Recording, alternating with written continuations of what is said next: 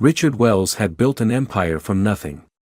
He was a man who controlled every aspect of his life, until the night an 8-year-old girl walked up to his table in an upscale restaurant and said 4 words that shattered his world.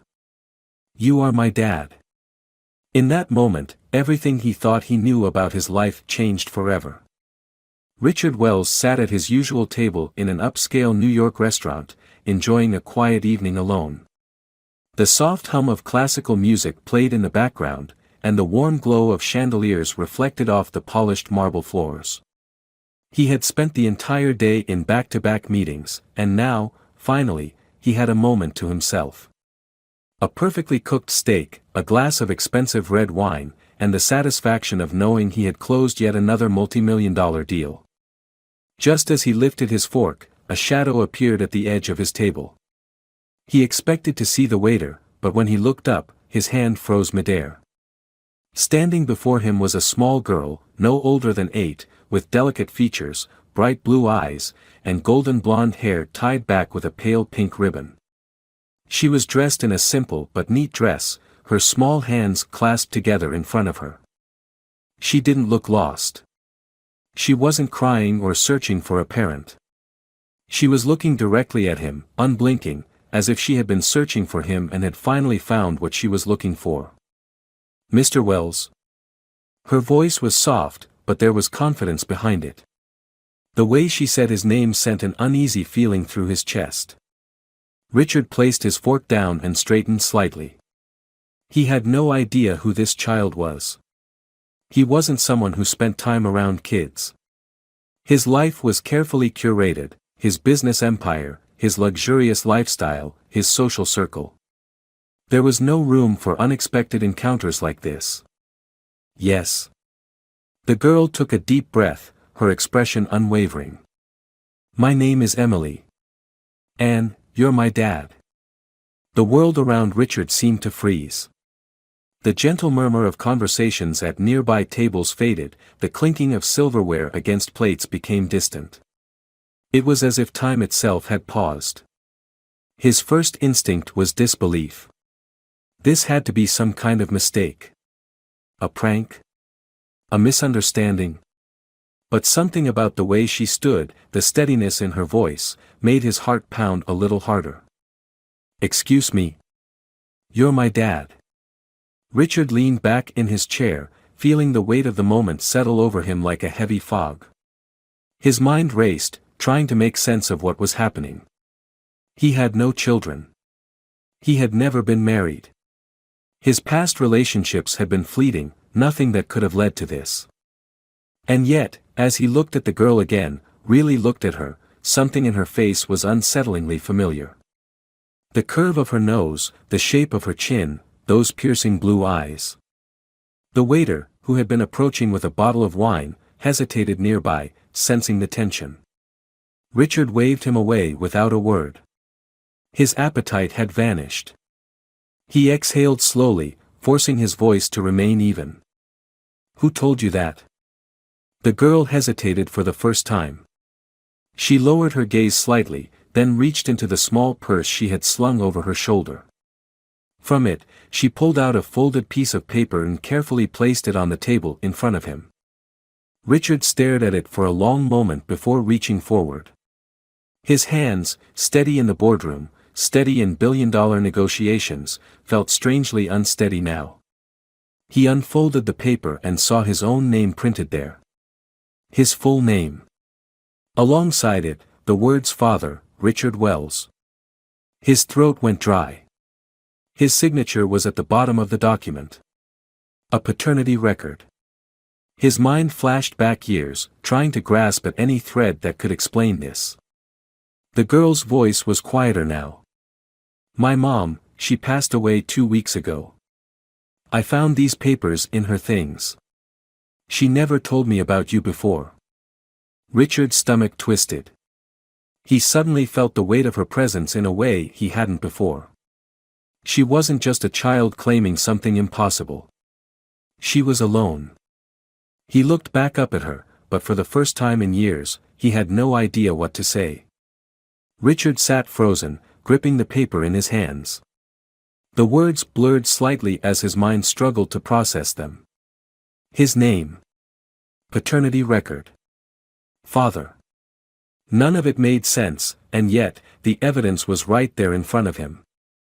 Emily stood quietly, her hands still clasped together, her wide blue eyes watching him closely. She had the patience of someone much older than her age, as if she already knew that whatever came next wouldn't be easy. Richard cleared his throat, forcing himself to speak. "Where have you been staying?" Emily hesitated, shifting slightly. "With a neighbor. But she said she can't keep me for long." A sharp pang hit Richard's chest. The idea of this small child, his daughter, having nowhere to go made something unfamiliar twist inside him. Guilt? Responsibility? He wasn't sure. He forced his voice to remain steady. "And your mother?" Emily looked down at the table. "She got sick. It happened fast. One day she was fine, and then, she wasn't." Her voice wavered slightly, but she didn't cry. Richard felt the weight of those words settle over him. The woman, Sarah, he hadn't seen her in almost a decade. They had met during one of his business trips to Chicago, spent a brief, passionate few months together, but he had moved on, believing she had too. She had never reached out, never told him about Emily. He exhaled sharply, running a hand through his neatly styled hair. "Did she ever mention me?" Emily shook her head. "No. I only found out when I went through her things after she."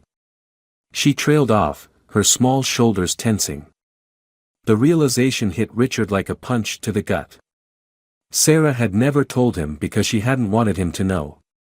He had lived his life oblivious while she had raised their daughter alone. A heavy silence settled between them.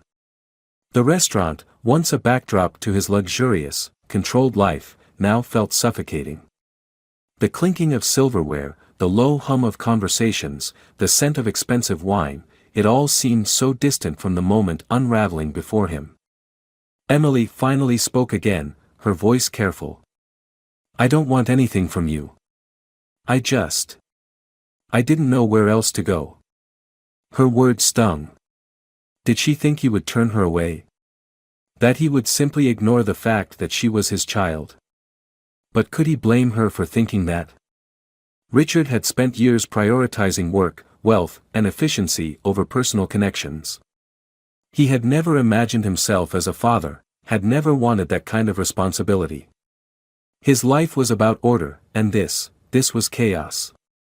Yet, as he looked at Emily, standing there in her too small dress, clutching that worn piece of paper like it was the only thing tethering her to him, he felt something shift inside him. She had no one else. The thought unsettled him more than he was willing to admit. Richard straightened in his chair, folding the document and setting it down carefully. "You'll stay with me tonight," he said, his voice firm, though inside, he wasn't sure what he was doing.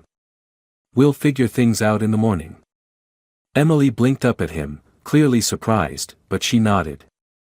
For the first time in his life, Richard Wells had no idea what the next step was. But for some reason, for the first time in his life, he wasn't thinking about himself. Richard led Emily out of the restaurant, his mind still reeling. The valet brought his sleek black Mercedes to the entrance, and as he opened the passenger door for her, she hesitated. "You can sit in the front," he said, unsure why he felt the need to reassure her. Emily climbed in, her small frame almost swallowed by the luxurious leather seat. She buckled her seatbelt silently while Richard slid into the driver's seat. He started the engine, but for a moment, he just sat there, gripping the steering wheel. What was he supposed to say? The reality of the situation was hitting him harder now that they were away from the crowded restaurant. He had a daughter. A child who had been living without him for 8 years. And now she was in his car, headed to his home. He cleared his throat. "Do you have anything with you? Clothes, a bag?" Emily shook her head. "I left my backpack at my neighbor's house. It only has a few things." Richard's grip on the wheel tightened. The thought of her having so little sent another unfamiliar pang through him. He was a man who owned multiple properties, designer suits, and luxury cars, yet his own daughter had almost nothing. He pulled out of the parking lot, the city lights flashing past as they drove in silence. After a few minutes, Emily spoke.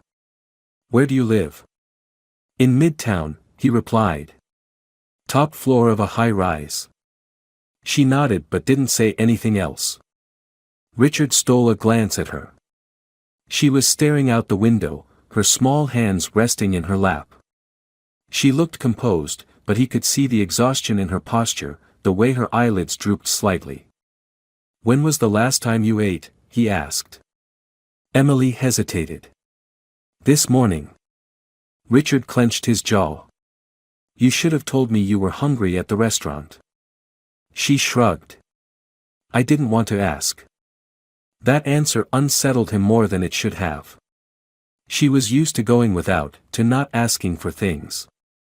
The thought made him feel strangely ashamed. Minutes later, they pulled into the underground parking garage of his building. Richard stepped out and walked around to open Emily's door. She hesitated before taking his hand to climb out. Her fingers were cold. Inside the elevator, she looked up at him. "Are you always this quiet?" That caught him off guard. "I don't usually have unexpected guests." Emily nodded as if that answer made perfect sense. "You don't like surprises?" "No." "Then I guess I'm a big problem for you," she said matter-of-factly. Richard exhaled, running a hand through his hair. "You're not a problem, Emily. This is just new." The elevator doors slid open, revealing the entrance to his penthouse. The moment they stepped inside, Emily's eyes widened. The space was enormous, floor-to-ceiling windows overlooking the city, sleek furniture, a grand piano in the corner. The entire place was spotless, every surface polished, every piece of furniture placed with precision. "You live here alone?" she asked. "Yes." Emily walked further in, turning in a slow circle. "It's really clean." Richard almost laughed. "I have people who take care of it." Her gaze lingered on the towering bookshelves, the expensive artwork on the walls. Then she turned back to him. "Where do I sleep?" That was a question he hadn't considered. He had 3 guest rooms, but none of them were designed for a child. He motioned toward the hallway. "There's a room down there. You can use it for now." Emily followed him down the hall, stopping at the doorway as he switched on the light. The room was large, with a queen-sized bed, a desk, and a sitting area. It was elegant, decorated in neutral tones, but it looked more like a hotel suite than a child's bedroom. Emily stood at the threshold, gripping the strap of her purse. "It doesn't feel like a kid's room." Richard shifted uncomfortably. "I wasn't expecting a kid to be here."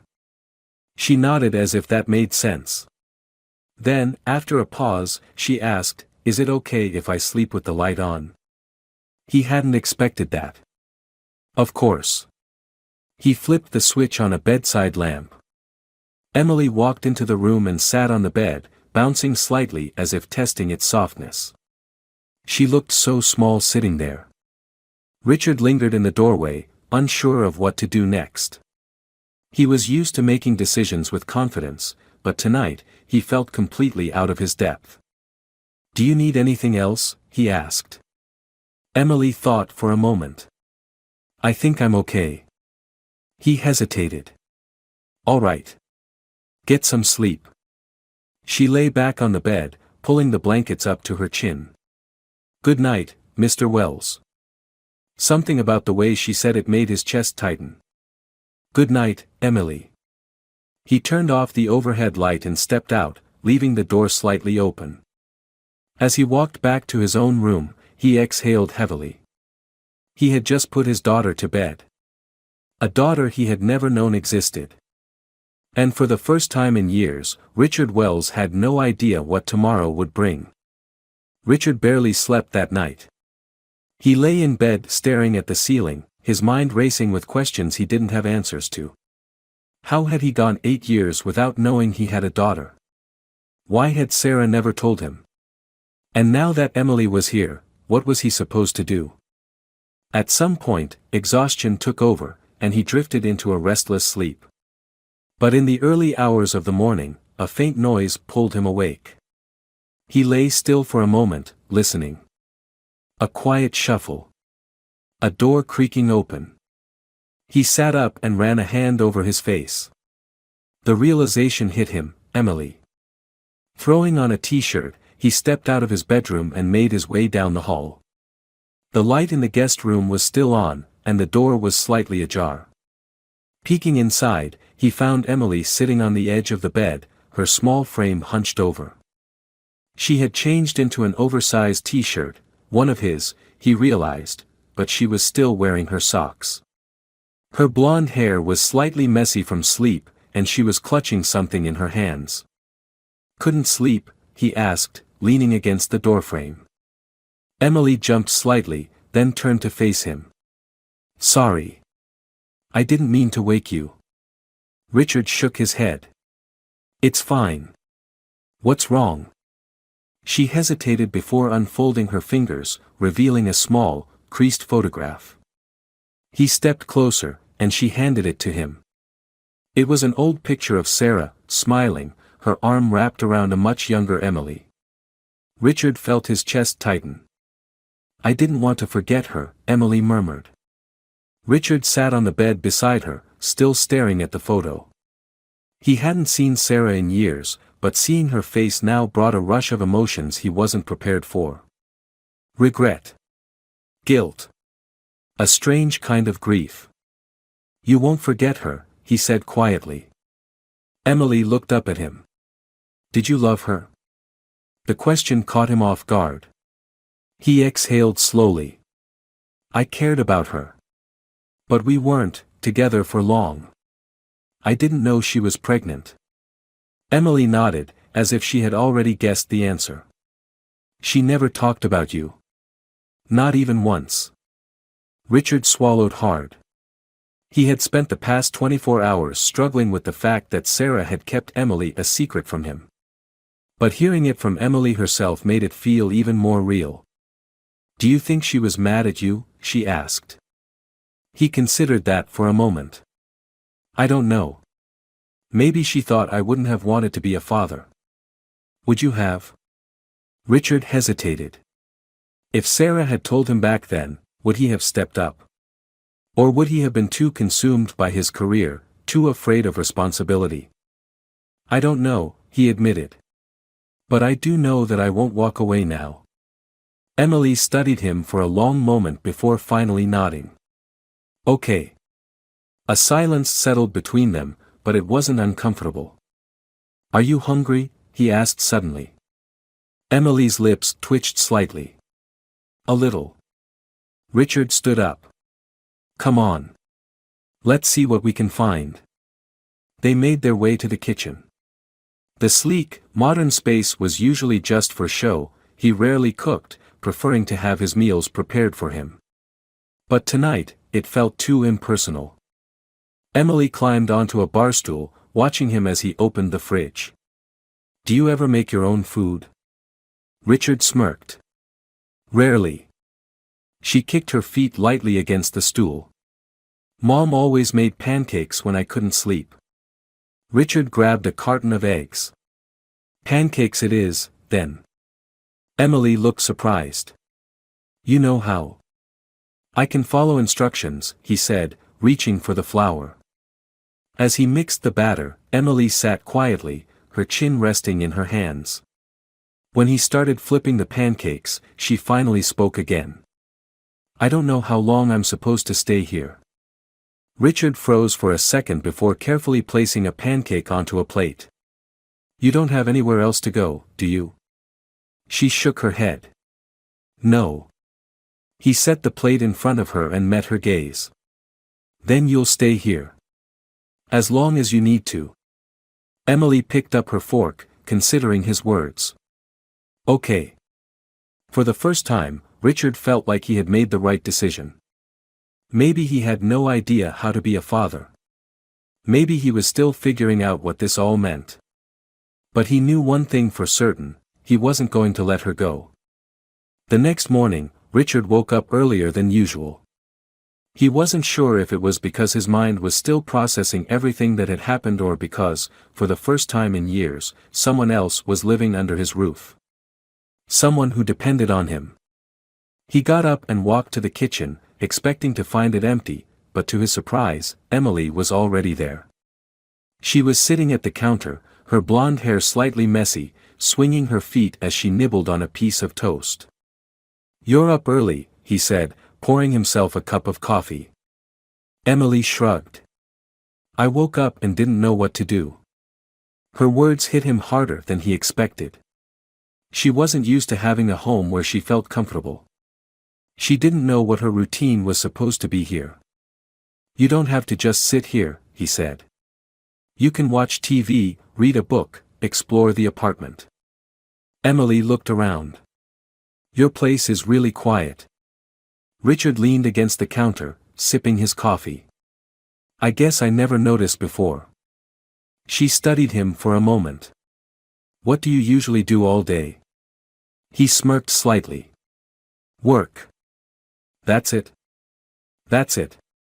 Emily frowned. "That sounds boring." Richard chuckled. "Most people don't think running a company is boring." Emily took another bite of her toast.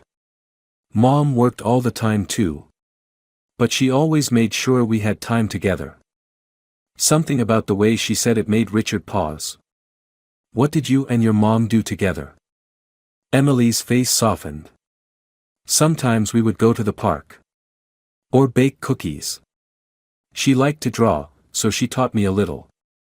She was always busy, but she tried to make time for me." Richard felt a pang of guilt.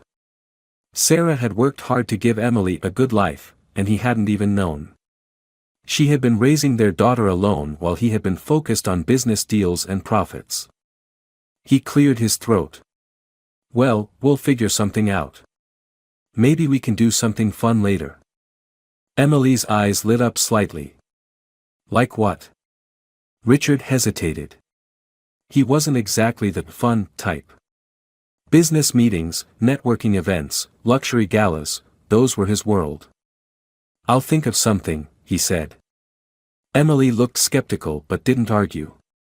Richard checked the time. He had a meeting in an hour, one he couldn't miss. But as he looked at Emily, sitting there in his kitchen, he realized he couldn't just leave her alone all day. "I need to go to work for a few hours," he said. "But I'll have someone stay with you." Emily frowned. "I don't need a babysitter. You're 8. I can take care of myself." Richard sighed. "I don't doubt that. But you're not going to sit here by yourself. I'll have someone bring you anything you need." Emily crossed her arms. "I'm not used to people doing things for me." Richard smirked. "You better get used to it." A knock at the door interrupted them. Richard went to open it and found his assistant, Natalie, standing there. She was in her early 30s, dressed sharply in a navy blue suit, her dark hair neatly pulled back. She had been his right hand for years, handling everything from scheduling to crisis management. She stepped inside, glancing at Emily with curiosity before turning back to Richard. "Good morning, sir. You said it was urgent?" Richard motioned toward Emily. "I need you to stay here with her for a few hours." Natalie blinked. "With her?" Emily waved awkwardly. "Hi." Natalie gave her a polite smile before looking back at Richard. "Sir, I have 3 meetings scheduled for you today." "Reschedule them," he said. Natalie looked surprised. "You never reschedule." "I am today." She studied him for a moment, then nodded. "All right. And what exactly do you want me to do?" Richard glanced at Emily. "Just keep her company. Make sure she eats. If she needs anything, take care of it." Natalie nodded, but Richard could see the curiosity in her expression. He wasn't in the mood to explain everything right now. He turned back to Emily. "I'll be back in a few hours. Be good." Emily smirked. "I'll try." As he left the apartment, Richard couldn't shake the feeling that his world was changing faster than he could keep up with.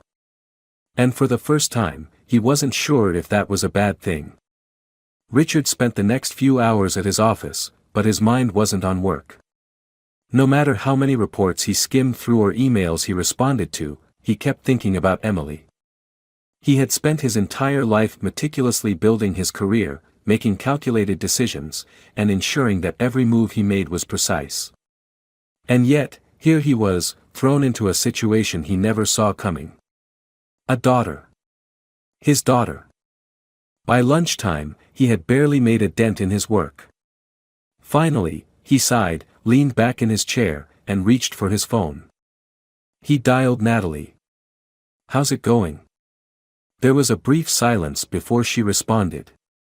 "She's different from the people you usually surround yourself with." Richard smirked.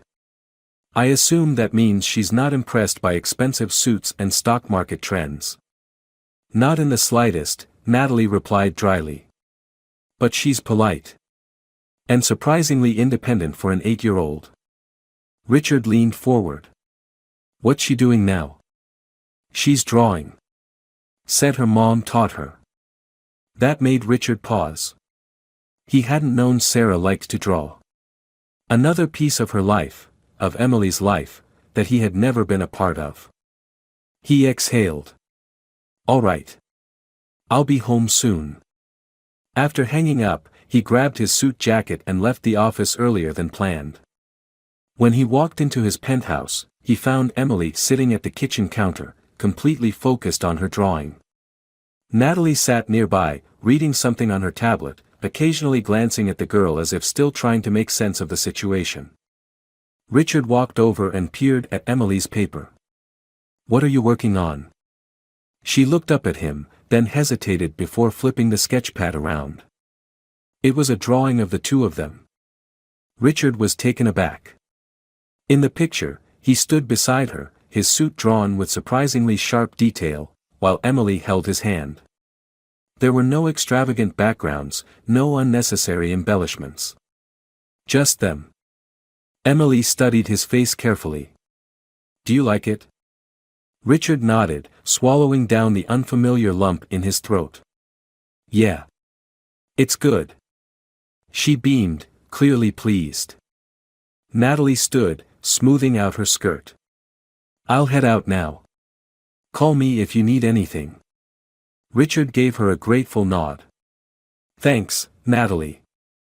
After she left, he turned back to Emily, who was still looking at him curiously. "You left work early," she pointed out.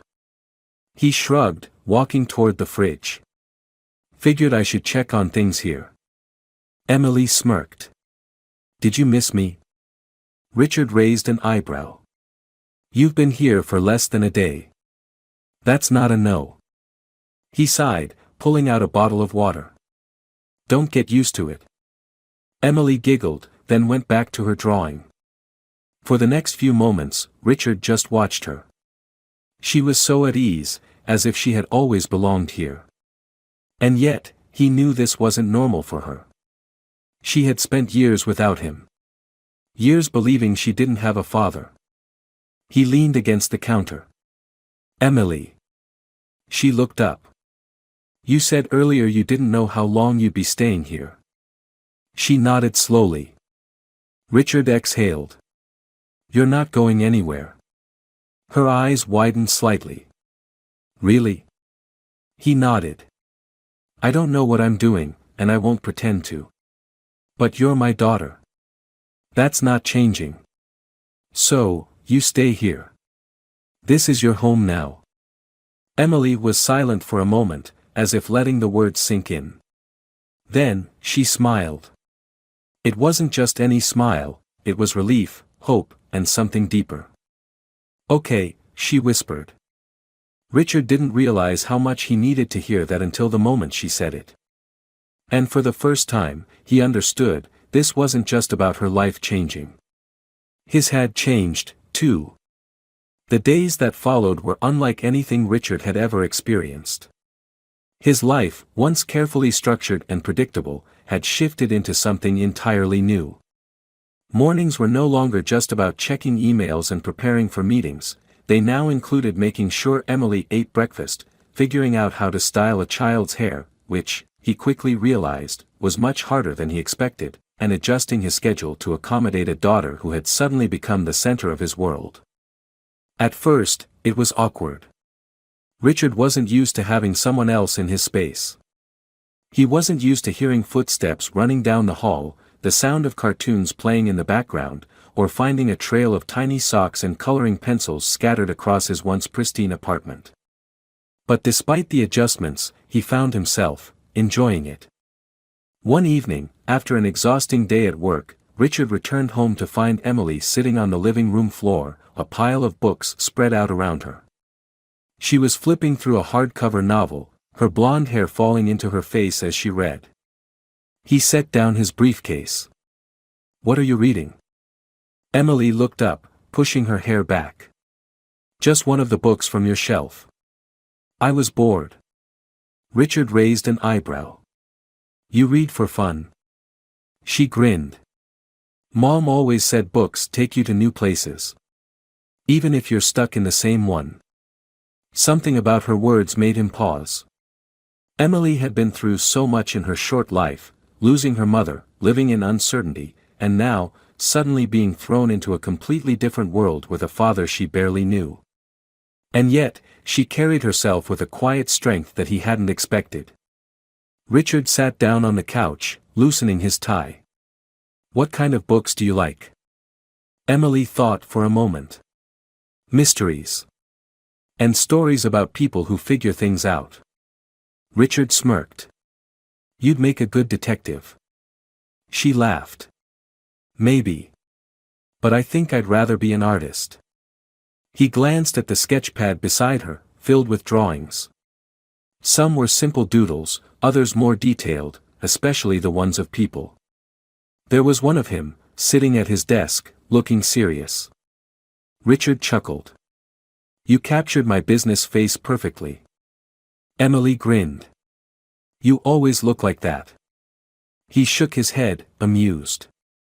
"I do not." "You do." Richard sighed dramatically.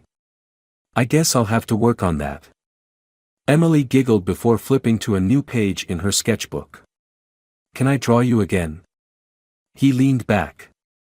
"Go ahead." For the next few minutes, she sketched while he scrolled through his emails, but he kept sneaking glances at her. She was focused, her small fingers moving quickly over the paper, her tongue slightly poking out in concentration. Eventually, she turned the sketchbook around to show him. This time, the drawing was different. It wasn't just him sitting at his desk. It was him and her, sitting side by side. He looked more relaxed in this one, less like a CEO and more like a dad. Richard felt something tighten in his chest. Emily looked up at him, waiting for his reaction. "Do you like it?" He swallowed the lump in his throat. "Yeah. I do." She smiled, clearly pleased. Then, after a moment, she said softly, "I'm glad I found you." Richard exhaled, rubbing the back of his neck. "Me too, kid." And the truth was, he really meant it. Richard never thought his life would change so drastically in just a matter of days. A week ago, he had been living in perfect control, his days planned down to the minute, his world revolving around business deals, stock markets, and high-profile meetings. Now, everything was different.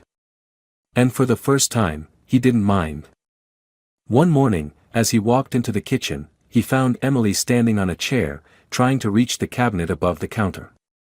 She was on her tiptoes, struggling to grab a cereal box that was just out of reach. "Need some help?" Richard asked, leaning against the doorway. Emily huffed, crossing her arms. "No. I'm independent." Richard smirked, walking over and easily pulling the box down. Aha. And what was your plan if you fell off that chair? She grinned. You would have caught me. Richard rolled his eyes, handing her the cereal. You've got too much confidence in me. Emily poured herself a bowl and looked up at him. You're my dad. You're supposed to catch me. Something about the way she said it made Richard pause. It wasn't just a passing comment, it was trust. Real, solid trust. He grabbed his coffee and sat across from her at the counter. What do you want to do today? Emily tilted her head. Don't you have work? He shrugged. I rescheduled my meetings. Her eyes widened. You never reschedule. Richard smirked. Guess I'm learning new things.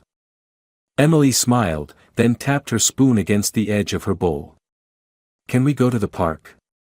Richard raised an eyebrow. The park? You know, fresh air, trees, normal human things, she teased. He sighed dramatically. Fine. But if I get bored, it's your fault. Later that afternoon, they drove to Central Park. The weather was crisp, the sun shining through the scattered autumn leaves. Emily ran ahead, her blonde hair bouncing as she explored, while Richard followed at a slower pace, watching her with an unfamiliar feeling in his chest. He wasn't used to this. He had spent years thinking success was measured by numbers in a bank account, by the power he held in the corporate world. But standing here, watching Emily laugh as she chased a squirrel, he felt something he hadn't felt in years. Peace. Emily ran back to him, slightly out of breath. Okay, I have a serious question. Richard crossed his arms. I'm listening. She looked up at him with wide blue eyes. Do you think I could have a dog? Richard blinked. A dog? Emily nodded eagerly. Yeah. A little one. Not super big. Like a puppy. Richard sighed. That's a big responsibility. I am responsible, she argued. I lived on my own for 2 weeks. That statement hit him harder than he expected. He hated the thought of her having to be responsible for herself at such a young age. He exhaled. We'll think about it. Emily gasped. That's not a no. He smirked. It's not a yes, either. She grinned, clearly satisfied with the possibility. They walked through the park, stopping for ice cream from a vendor. Richard wasn't sure how long they stayed, he wasn't keeping track of time like he usually did. He wasn't rushing to his next appointment. He wasn't constantly checking his phone. He was just there. As the sun started to set, Emily looked up at him. Hey, Richard. He raised an eyebrow. Richard? She smirked. I mean. Dad. Something in his chest tightened. He didn't know why hearing that word from her made him feel like he had accomplished something bigger than any business deal he had ever closed. Yeah, he said. Emily hesitated for a moment, then grinned. This was a good day. Richard looked down at her, and for the first time, he didn't just see a child who had unexpectedly come into his life. He saw his daughter. And he realized something, he wouldn't trade this for anything. Not even $1 million deal. This story is a testament to the unexpected twists life can throw at us and how the most profound changes often come from the least expected places. Richard Wells, a man who spent his life chasing success and control, found something far more valuable, a purpose beyond wealth and power. What makes this journey so compelling is its emotional depth. At first, Richard sees Emily as a disruption, a problem to be solved. But as the story unfolds, he begins to understand that she isn't an obstacle, she's a gift. She forces him to break out of his carefully curated world, to step beyond his comfort zone, and, ultimately, to become someone better. The beauty of this ending lies in its simplicity. Richard doesn't just accept Emily as his daughter, he chooses her. Not because he has to, but because he wants to.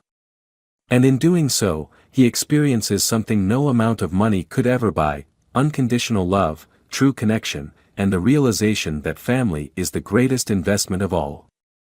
This is more than a story about a millionaire finding out he has a child. It's a story about transformation, about learning that real success isn't measured in profits and power but in the relationships we nurture. And in the end, Richard doesn't just give Emily a home, she gives him one, too. Edward Hale was in the middle of a business dinner when a small voice interrupted him. "Excuse me, sir." He turned to find a little girl with bright blue eyes staring up at him. She hesitated, then lifted her wrist, revealing a birthmark identical to his own. "My mom told me that if I ever found someone with this," she whispered, "he might be my dad." The world around him faded. His past had just found him, and it had his eyes. Edward Hale sat in one of the most expensive restaurants in the city, a place where privacy was guaranteed, and the service was impeccable. The evening was routine: another business dinner, another deal in the making, another night where everything went exactly as planned. He wasn't paying much attention to the conversation happening at his table. His business partners were discussing market expansions and potential acquisitions, but Edward's mind was elsewhere. He had built his empire with discipline and strategy, but lately, he had begun to feel a strange emptiness he couldn't explain. He dismissed it as exhaustion. Swirling the wine in his glass, he let out a slow breath, his sharp blue eyes scanning the dimly lit restaurant. It was filled with the city's elite, politicians, celebrities, and executives like himself. Everything about this place was familiar, predictable. Until a small voice broke through the low hum of conversation. "Excuse me, sir." Edward turned his head, surprised. Standing beside his table was a little girl, no older than 8. She had long, wavy blonde hair that framed her delicate face, and strikingly bright blue eyes that seemed too familiar. She clutched a napkin in her small hands, wringing it nervously. Edward frowned. It wasn't unusual for wealthy families to bring their children to high-end restaurants, but something about this girl was different. She wasn't accompanied by anyone. He glanced around, expecting to see a frantic parent rushing over, but no one came. "Are you lost?" he asked, his voice even but laced with curiosity. She hesitated before shaking her head. "No." "Where are your parents?" She hesitated again. Then, slowly, she extended her small hand toward him. And that was when he saw it. A birthmark. Not just any birthmark, his birthmark. The same distinct shape, in the same exact spot on her wrist as the one on his own arm. His breath caught in his throat. The restaurant faded into the background. The voices around him blurred. The little girl's blue eyes locked onto his, searching, waiting. Then she spoke again, her voice soft but unwavering. "My mom told me that if I ever met someone with the same birthmark as me, I should tell him." Edward's fingers tightened around his wine glass. His heart pounded in his chest. "Tell him what?" he asked, his voice quieter now. She swallowed, then whispered the words that shattered his world. "That you might be my dad." Edward stared at the girl, his grip tightening around the stem of his wine glass. His mind struggled to process what he had just heard. The words felt surreal, impossible. His daughter? No. It had to be a mistake. He studied her face, searching for something familiar beyond the birthmark. Her blonde waves, her bright blue eyes, there was something undeniable about them. A resemblance he couldn't ignore. The restaurant around him faded into distant noise. The men at his table had gone silent, sensing something unusual, but Edward didn't acknowledge them. His entire focus was on the little girl standing in front of him, waiting for a response. "What did you say?" he asked, his voice lower now, more controlled. The girl hesitated, shifting her weight from foot to foot. She glanced down at the napkin in her hands, as if gathering courage. My mom told me that if I ever saw someone with this birthmark, she said, lifting her small wrist again, I should tell him, because it might mean he's my dad. Edward inhaled deeply, his mind racing. There was only one person who could have told her that. Who is your mother? He asked, though he already knew the answer. The girl's lips pressed together for a moment before she spoke. Lillian Brooks. The name hit him like a punch to the gut. He hadn't heard it in years, but it was a name he would never forget. Lillian had been someone special once, someone who had loved him despite his flaws. But he had walked away, convinced that love and family would only slow him down. He had chosen ambition. And now, standing in front of him, was the consequence of that choice. Edward pushed back his chair and stood, towering over the small child. His heart pounded, but his expression remained unreadable. Where is your mother now? The girl lowered her gaze. Her small fingers tightened around the napkin. She died last month. Edward's chest tightened. Lillian was gone. He hadn't seen her in years, hadn't thought about her in just as long, and now he would never see her again. The finality of it hit him harder than he expected. He exhaled, steadying himself. He couldn't afford to lose control, not here, not now. His attention returned to the girl. His daughter. What's your name? He asked. She lifted her gaze, her bright blue eyes full of something he couldn't quite define. Emily, she said softly. The name echoed in his mind, foreign and familiar all at once. Edward glanced around the restaurant. People were starting to notice the scene. He didn't want to have this conversation here, under the curious eyes of strangers. He looked back at Emily. Come with me, he said, his voice firm but not unkind. She hesitated for a moment, then nodded. Edward placed a hand on her small shoulder, guiding her toward the exit. His business dinner was over. His entire life had just changed. Edward led Emily out of the restaurant, his mind still spinning. The valet handed him his keys without question, and he opened the door to his sleek black car, motioning for her to get inside. She hesitated only for a moment before climbing in, clutching the seatbelt with small fingers as if unsure of what to do next.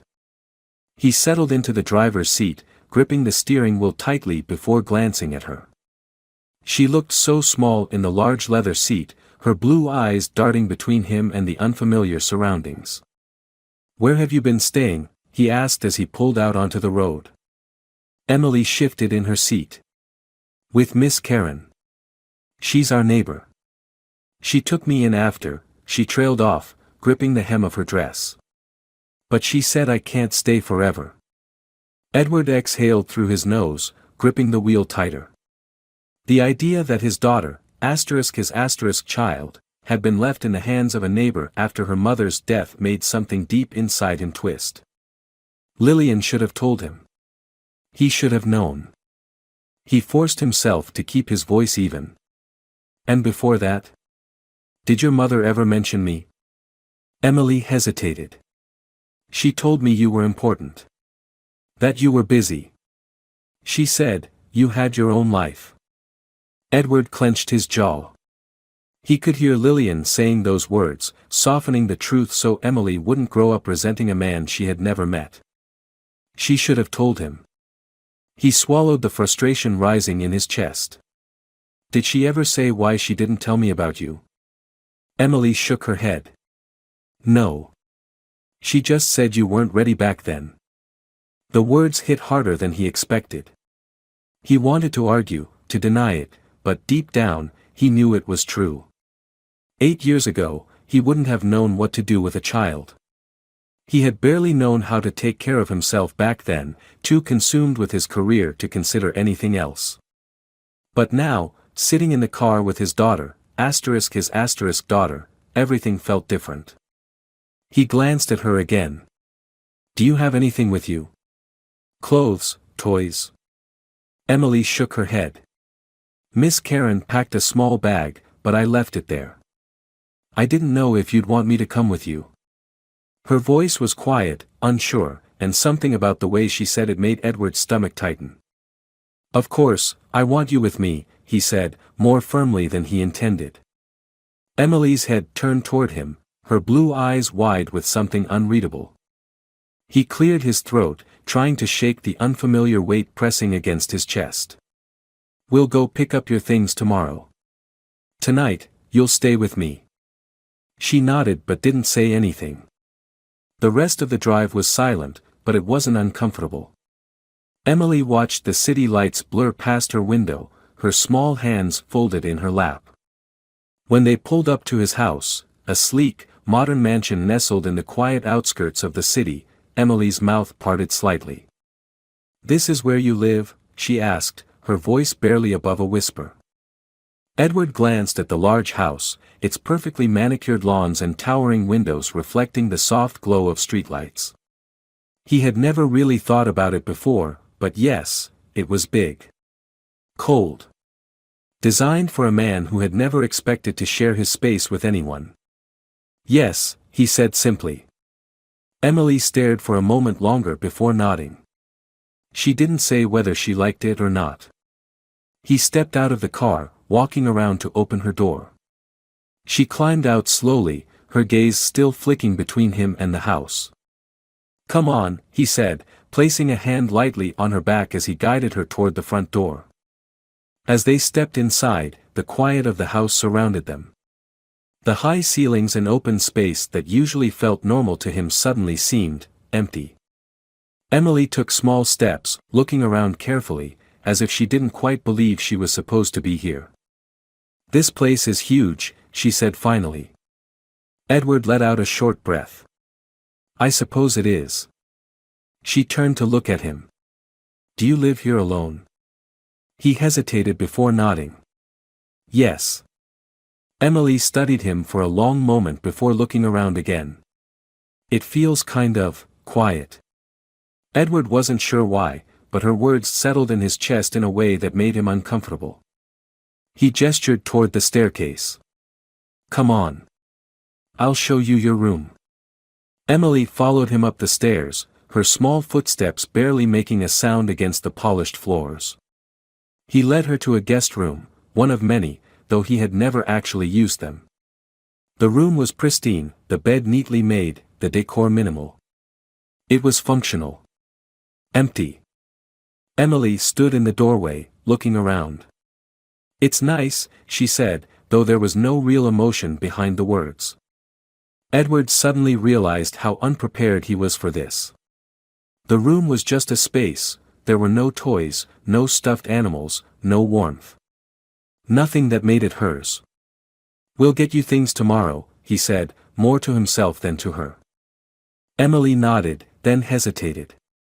"Can I ask you something?" Edward turned to her. "Of course." She looked up at him, her blue eyes serious. "Are you going to keep me?" His stomach clenched. "Keep you?" he repeated, thrown by the phrasing. Emily shifted her weight. "Miss Karen said she wasn't sure where I would end up. She said you might not want me because you didn't know about me before." Edward inhaled sharply, pushing back the sudden wave of emotion that hit him.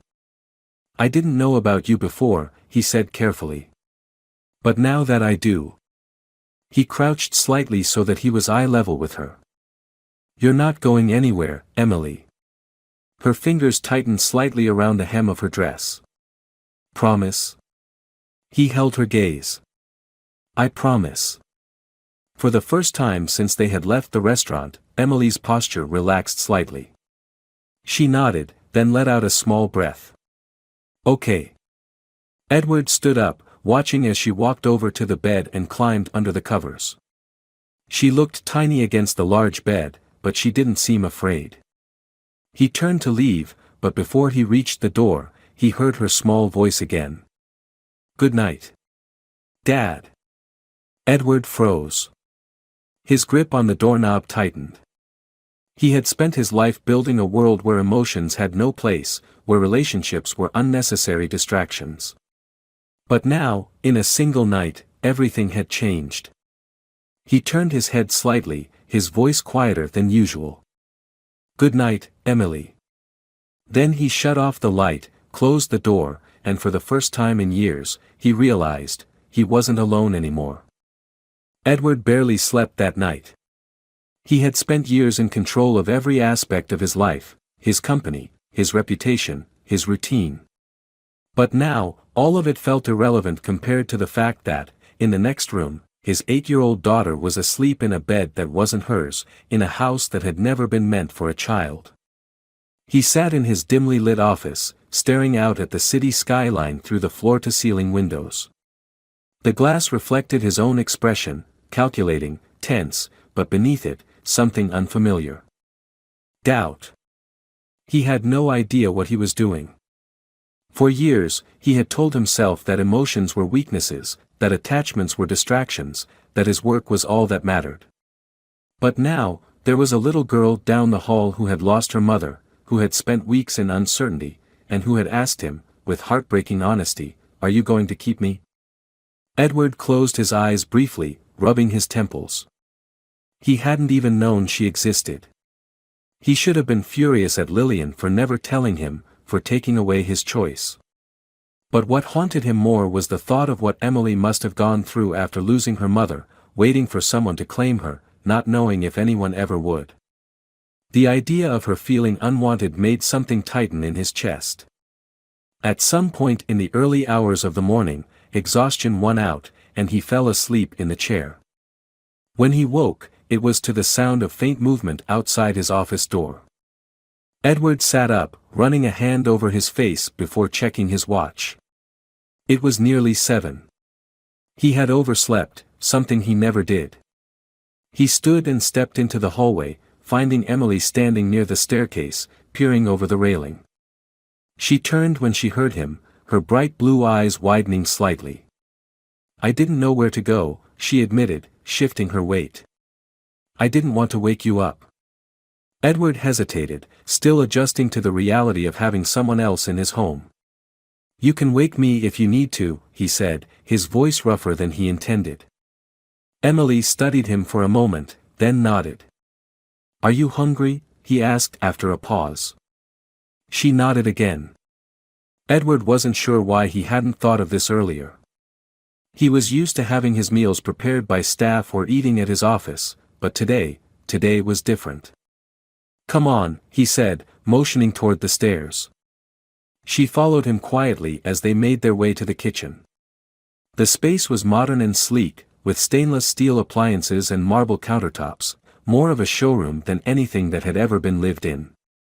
Emily climbed onto one of the bar stools at the island, watching him. "Do you know how to cook?" Edward let out a short breath. "Not really." Her lips pressed together, as if she was trying not to smile. "Mom was really good at it." He paused at the fridge, glancing at her over his shoulder. "What did she make for breakfast?" Emily's fingers traced patterns on the counter. "Pancakes, mostly." She said they were easy.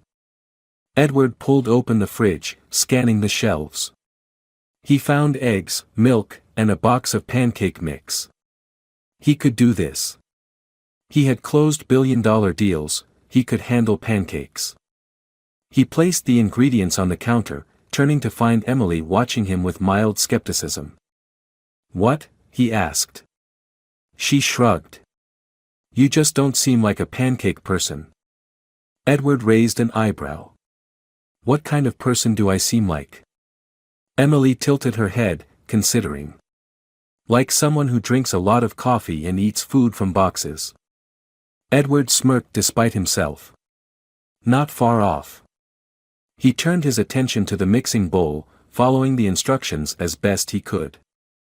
Emily rested her chin in her hands, clearly entertained by his effort.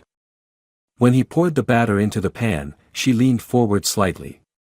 "Don't flip it too soon, or it'll break." "Are you an expert?" She nodded solemnly. "I watched Mom do it a lot." Edward glanced at her. "Then you'll have to make sure I don't mess this up."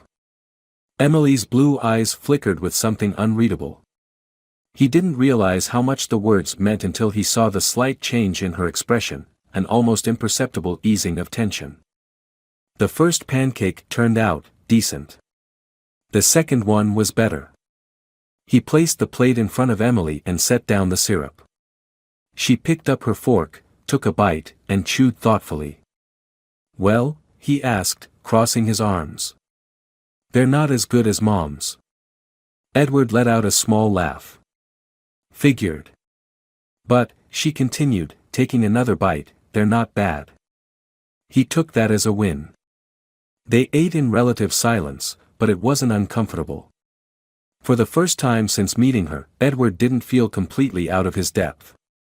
When Emily finished, she set down her fork and looked at him seriously. "What happens now?" Edward exhaled, setting his coffee down. "Now, we figure things out." Emily studied him for a long moment. "Are you sure you want to?" Edward held her gaze. "Yes." She seemed to consider that, then nodded slowly. "Okay." A single word. But it meant everything. For the first time, she was letting herself believe that she belonged here. And Edward knew, without a doubt, that he wasn't going to let her down. The morning after their first breakfast together, Edward found himself in unfamiliar territory. His life had always been ruled by order, efficiency, and control. But now, there was an 8-year-old girl in his house, a daughter he never knew existed, who had turned his world upside down in a matter of hours. Emily moved through the house cautiously, as if she wasn't sure she was really allowed to be there. She didn't touch anything unless she was told she could. She didn't ask for anything. She was quiet, observant, watching him like she was trying to figure out if he really meant it when he said she could stay. Edward didn't know what to do with that. He had spent his life negotiating multi-million-dollar deals, handling high-pressure situations, and making impossible decisions under tight deadlines. But this was different. This wasn't business. This was real. By mid-morning, he realized they had another problem. Emily had no clothes, no belongings, nothing that made this house hers. So, for the first time in years, Edward found himself walking into a department store. Emily stood next to him, her small fingers gripping the strap of her bag as she looked up at the towering shelves of clothes, shoes, and accessories. It was overwhelming. "Pick whatever you like," Edward said, keeping his voice even. Emily hesitated. "Anything?" "Yes." She bit her lip, looking around again. Edward could see the hesitation in her eyes, the way she shifted on her feet like she didn't quite believe him. "I don't need much," she finally said. "You need enough," Edward countered. "We're not leaving with just one outfit." Emily gave a small nod and started moving slowly down the aisle. She wasn't like most children he had seen in stores before. There was no excitement, no running from shelf to shelf, no grabbing at things impulsively. She was careful. Thoughtful. She picked up a few items, looked at them closely, then placed most of them back. Eventually, she settled on a couple of pairs of jeans, some shirts, a jacket, and a pair of sneakers. Edward frowned. "That's it?" Emily nodded. He sighed. "We'll get more later." She looked up at him with an unreadable expression. "Why?" "Because you need things, Emily," he said simply. She studied him for a long moment, then nodded again. "Okay." After checking out, they stopped at a bookstore. Emily walked through the aisles much more confidently this time, her fingers running along the spines of books. Edward let her take her time, watching as she carefully chose 3. He raised an eyebrow when she handed them to him. "Only 3?" She shrugged. "Books last a long time." Edward exhaled, shaking his head slightly. "We'll come back when you finish these." Emily smiled for the first time that day. Deal. The ride home was quiet, but it wasn't uncomfortable. She sat in the passenger seat, flipping through one of her books, occasionally glancing at him as if she wanted to say something but wasn't sure if she should. When they arrived back at the house, she carried the shopping bags inside, setting them neatly by the staircase. "You don't have to do that," Edward said. "I have staff." "I don't mind," Emily interrupted. She hesitated before speaking again. "Mom always said you should take care of your own things." Edward wasn't sure why, but that hit him harder than he expected. He nodded. She was probably right. Emily gave him a small smile before grabbing her bags and heading upstairs to her room. Edward watched her go, exhaling slowly. He had never considered himself a father. He never thought he would have a child, never thought he would have to think about things like school, books, or how many outfits an 8-year-old needed. But now, standing in his own house, watching his daughter settle into a home that had never been meant for a child, he realized something. This wasn't just about allowing her to stay. This was about making sure she never felt like she didn't belong. And for the first time in his life, Edward Hale understood that some things were more important than business. Family was one of them. That evening, the house felt different. It was subtle, just a shift in the air, in the way the silence wasn't quite as heavy. Edward wasn't used to this feeling. His home had always been exactly that, his. Every detail had been designed for efficiency, for comfort, but not for warmth. Now, there was a child upstairs, a child who was his, and suddenly, the walls seemed less imposing. He found himself in his office, attempting to catch up on work, but the numbers on the screen blurred together. His mind kept drifting to Emily. Was she settling in? Was she feeling out of place? Did she need anything? The fact that he didn't know was what unsettled him the most. After a few minutes of trying and failing to focus, he pushed back his chair and stepped out into the hallway. He hesitated outside her door, unsure if he should knock or just walk away. Before he could decide, the door creaked open slightly. Emily stood there, looking up at him. She wasn't wearing the clothes she had picked out earlier, just a slightly oversized t-shirt that must have belonged to her mother. She held one of her new books in her hands, her fingers lightly gripping the edges. "Hi," she said. Edward cleared his throat. "Hi." She shifted on her feet. "I was going to read for a bit before bed." He nodded. "That's good." She hesitated. "Mom used to read to me sometimes." The words hung in the air between them. Edward felt the weight of them, the unspoken question beneath them. "I could read to you," he found himself saying, before he had even fully thought it through. Emily looked surprised, as if she hadn't expected him to offer. She studied him for a long moment, then nodded. "Okay." She walked back to her bed, climbing onto it and pulling the blankets over her legs. Edward followed, sitting in the chair beside her bed. She handed him the book, her blue eyes watching carefully as he opened it. He glanced at the title. It was a children's book, but one with a deeper message, something about courage and finding your way home. He started reading, his voice steady, though he wasn't sure if he was doing it right. Emily didn't interrupt. She just listened. By the time he reached the 3rd chapter, her eyelids had started to droop. She fought against it, struggling to stay awake, but eventually, her breathing evened out, and the book slipped from her hands. Edward sat there for a moment, watching her sleep. She looked peaceful, but there was still a slight crease in her brow, like she was afraid she might wake up and everything would be gone again. A knot formed in his chest. He quietly set the book on the nightstand, then stood up, pulling the blanket up to her shoulders. Before leaving, he hesitated, then, without thinking, he reached out and brushed a stray strand of blonde hair from her forehead. She didn't stir. He stepped back, glancing at her one last time before turning off the light and leaving the room. As he closed the door behind him, a realization settled over him. This wasn't just about giving her a place to stay. She needed a home. A family. And for the first time, Edward knew he wasn't just taking care of a child. He was her father. The next morning, Edward woke up earlier than usual. His internal clock was trained for efficiency, for early mornings and late nights dedicated to work, but today, something felt different. He wasn't rushing to check his emails or preparing for a conference call. Instead, his mind went straight to the small girl sleeping in the next room. His daughter. The word still felt foreign to him, but less so than the day before. He stepped out of his bedroom, pausing at Emily's door.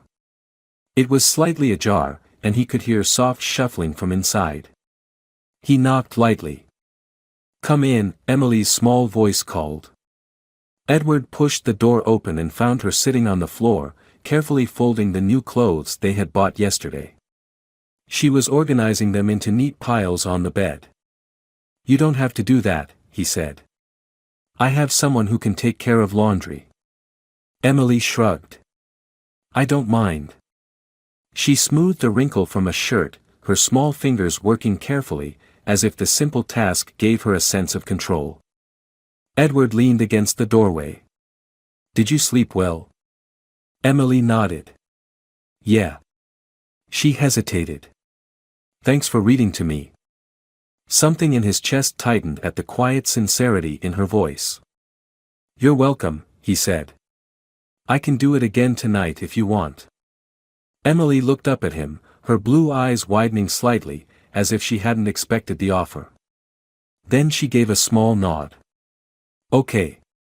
Edward watched her for a moment longer before clearing his throat. "You should eat something before we go." Emily tilted her head. "Go where?" Edward hadn't told her yet. He hadn't been sure how she would react. But after last night, he knew what he had to do. "We're going to pick up the rest of your things from Miss Karen's." Emily blinked in surprise. "Oh." She paused, thinking for a moment. "Okay." There was no excitement, no relief, just quiet acceptance, like she had trained herself not to expect too much. That didn't sit right with him. "Get ready," he said. "We'll leave soon." Emily nodded and went back to folding her clothes. Edward turned and walked downstairs, making a mental note to remind himself of something important. This wasn't just about bringing her things home. This was about making sure she knew it was her home, too. Hashtag. The drive to Miss Karen's house was quiet. Emily sat in the passenger seat, her hands resting on her lap, fingers lightly tapping against each other. Edward glanced at her as they pulled up in front of a modest two-story house. It was warm, inviting, the kind of place where a child should feel safe. Miss Karen was already waiting for them on the porch. She was an older woman with kind eyes and a tired smile. The moment she saw Emily, her face softened. "There's my girl," she said warmly. Emily climbed out of the car, hesitating for just a second before walking up the steps. Miss Karen knelt down and wrapped her in a gentle hug. Edward watched from a few feet away, feeling like an outsider in a moment he had no right to interrupt. Miss Karen pulled back, brushing a strand of Emily's hair behind her ear. "Are you doing okay, sweetheart?" Emily nodded. "Yeah." She glanced back at Edward, then turned to Miss Karen again. "I think so." Miss Karen smiled but looked up at Edward, studying him for a long moment. "You must be her father." It wasn't a question. Edward met her gaze, nodding. "Yes." Miss Karen stood, folding her arms. "Lillian never told you, did she?" Edward clenched his jaw, shaking his head. "No." Miss Karen sighed. "I figured as much. She wanted to. She almost did, so many times." She glanced at Emily. "But she was scared. She didn't think you'd want to be a father." Edward exhaled slowly, glancing at Emily. She was sitting on the porch steps now, hugging her knees to her chest, listening but not interrupting. "She should have told me anyway," he said quietly. Miss Karen nodded. "Yes. She should have." Silence stretched between them before she spoke again. "Emily's been through a lot. She lost her mother. She lost her home. She's been trying to be strong, but she's just a little girl. She paused. She needs you, Mr. Hale. More than you probably realize. Edward's chest tightened at the weight of those words. I know, he admitted. Miss Karen studied him again, then gave a small nod, as if deciding something. Her things are inside. I packed everything she left here. Emily stood up. I can get it. Edward stepped forward. We'll both get it. Emily blinked in surprise but didn't argue. Inside, the house smelled like warm spices, the kind of place where memories lived in every corner. Edward noticed framed pictures on the walls, some of Miss Karen's family, but a few of Emily as well. She had been loved here. They carried out the small bag of belongings, which wasn't much, some clothes, a few stuffed animals, a framed photo of her mother. When everything was packed into the car, Miss Karen crouched down in front of Emily again. You have my number, sweetheart. You can call me anytime, okay? Emily nodded, her expression calm, but Edward saw the way her hands clenched slightly. She was holding back emotions the way he often did. Miss Karen smiled gently. You take care of yourself. Emily swallowed, then wrapped her arms around Miss Karen in a quick but tight hug. Edward looked away, giving them a moment. When Emily finally climbed into the car, she let out a small breath, staring out the window. The drive back was even quieter than before. Edward wasn't sure if he should say something, but after a while, Emily spoke first. She took good care of me, she said softly. Edward nodded, keeping his eyes on the road. I can tell. More silence. Then, after a long pause, Emily turned to him. Are you going to take good care of me too? Edward felt that question like a punch to the chest. He glanced at her, at the way she was trying to sound casual but couldn't quite hide the uncertainty in her voice. Yes, he said, no hesitation in his voice. I will. Emily held his gaze for a moment longer before nodding. She didn't say anything else, but this time, she seemed just a little more relaxed. And for the first time, Edward realized, maybe she was starting to believe it. That night, Edward found himself doing something he had never done before, walking past his office without stopping. His laptop sat untouched on his desk, his inbox overflowing with emails, yet none of it felt urgent. Instead, his focus was elsewhere. Emily was in her room, unpacking the small bag of belongings she had brought from Miss Karen's. She had been quiet since they got back, but not in the way she had been before. This wasn't the silence of uncertainty, it was the silence of someone trying to make sense of a new reality. Edward hesitated outside her door before knocking lightly. Come in, Emily said. He stepped inside, glancing around. The guest room still didn't feel like a child's space. It was too polished, too impersonal. But Emily had carefully placed her stuffed animals on the bed and set the framed photo of her mother on the nightstand. She was sitting cross-legged on the floor, a book open in front of her, though she wasn't reading it. You settling in? Edward asked. Emily shrugged. I guess. He leaned against the doorframe. I was thinking, maybe tomorrow we could get some things for your room. Make it more yours. Emily looked up, her blue eyes filled with something hesitant. Like what? I don't know, he admitted. Whatever you want. A desk, new bedding, maybe some posters. Emily chewed her lip. I've never had my own room before. Edward frowned. You shared with your mom? She nodded. It was small, but it was nice. He glanced around again, at the cold, spacious room that had been designed for guests who never stayed. Well, this one is yours now. So you should make it feel that way. Emily studied him for a moment, then nodded. Okay. Edward exhaled. Good. She hesitated. Can we get paint? He raised an eyebrow. You want to paint the walls? She nodded. Mom let me pick the color in our old place. Edward had never given a second thought to the color of his walls. They were neutral, understated, carefully chosen by an interior designer. But now, for the first time, he realized that his preferences didn't matter. "What color?" he asked. Emily tilted her head, thinking. "Blue." Edward smirked slightly. "Figures." Emily's lips twitched, like she was holding back a smile. They stood there for a moment in silence before she spoke again. "Are you still going to read to me tonight?" Edward blinked. He had offered once, but he hadn't expected it to become a habit. Yet now, as he looked at her, waiting for his answer, he realized he didn't mind. "Yes," he said. "Pick a book." Emily nodded and reached for the one she had been holding earlier, climbing onto her bed.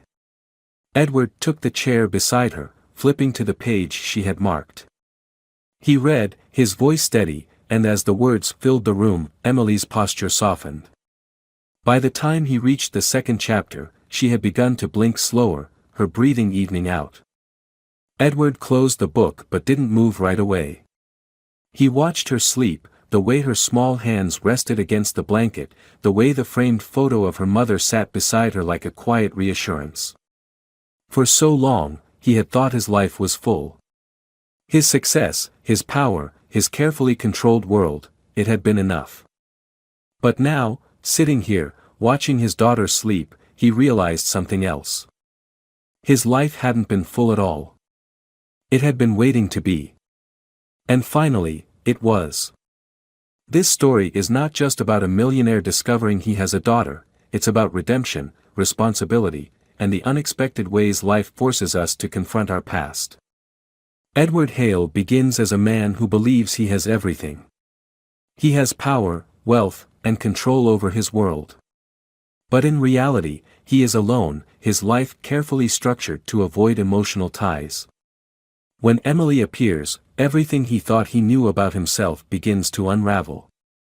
What makes this story powerful is not just Edward's realization that he has a daughter, but his gradual transformation into a father. He doesn't change overnight. There are doubts, mistakes, and moments of hesitation. But with each passing day, he chooses Emily, not out of obligation, but because he wants to. Emily, on the other hand, is a child who has lost so much. She is cautious, hesitant to believe that Edward will stay. She doesn't ask for much, but her quiet hope is what drives the emotional depth of the story. She doesn't need a perfect father, she just needs someone who won't leave. The beauty of the ending is in its simplicity. Edward reading to her at night, helping her pick out things for her room, promising that she is home, these small moments show that love isn't about grand gestures, but about consistency, about showing up. Ultimately, this is a story about second chances. About how sometimes, life gives you something you never expected, and it turns out to be exactly what you were missing. Edward didn't just find his daughter, he found the missing piece of his own life. And for the first time, he truly understands what it means to be rich.